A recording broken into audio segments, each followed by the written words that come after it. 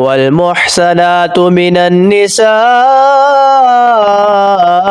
إلا ما ملكت أيمانكم كتاب الله عليكم وأحل لكم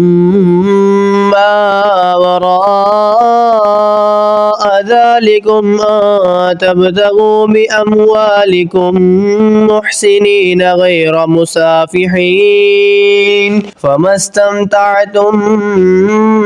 به منهن فآتوهن أجورهن فريضة ولا جناح عليكم فيما تراضيتم به من بعد الفريضة إن الله كان عليما حكيما ومن لم يستطع منكم طولا أن ينكح محسنات المؤمنات فمما ملكت أيمانكم من فتياتكم المؤمنات والله أعلم بإيمانكم بعضكم من بعد فانكحوهن بإذن أهلهن وآتوهن أجورهن بالمعروف محسنات غير مسافحات ولا متخذات أخدان فإذا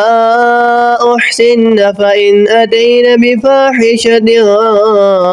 فعليهن نصف ما على المحسنات من العذاب ذلك لمن خشي العنة منكم وأن تصبروا خير لكم والله غفور رحیم۔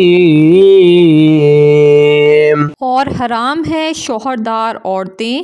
مگر کافروں کی عورتیں جو تمہاری ملک میں آ جائیں،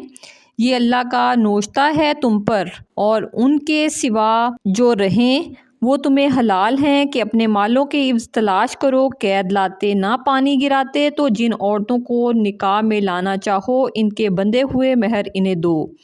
اور قرارداد کے بعد اگر تمہارے آپس میں کچھ رضامندی ہو جائے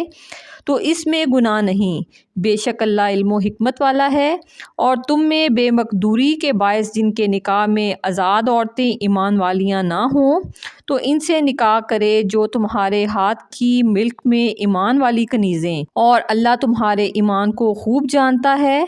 تم میں ایک دوسرے سے ہے تو ان سے نکاح کرو ان کے مالکوں کی اجازت سے، اور حسب دستور ان کے مہر انہیں دو۔ قید میں آتیاں نہ مستی نکالتی اور نہ یار بناتی،